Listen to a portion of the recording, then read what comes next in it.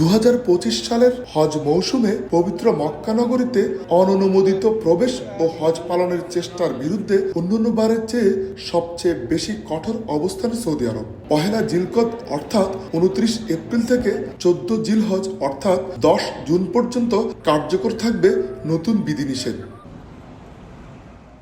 অনুমতিপত্র ছাড়া কেউ হজ পালনের চেষ্টা করলে সর্বোচ্চ 20,000 সৌদি রিয়াল জরিমানা গুনতে হবে। শুধু তাই নয়, যারা এই ধরনের কাজকে সহায়তা করবেন, যেমন ভিজিট ভিসা দিয়ে কাউকে পাঠানো, আশ্রয় বা পরিবহন সেবা দেবে, তাদেরকেও করা হবে 1 লাখ সৌদি রিয়াল জরিমানা।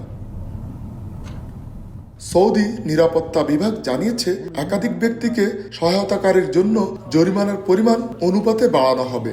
এমনকি ব্যবহার করা যানবাহন যদি অভিযুক্ত ব্যক্তির মালিকানাধীন হয়, তাহলে সেটি জব্দ করা হবে।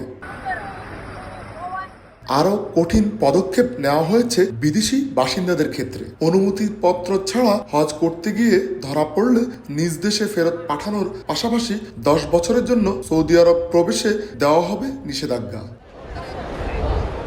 চলতি বছর হজের জন্য সৌদি নাগরিক এবং বৈধ মুসলিম প্রবাসীদের নিবন্ধন প্রক্রিয়া শুরু হয় ফেব্রুয়ারিতে।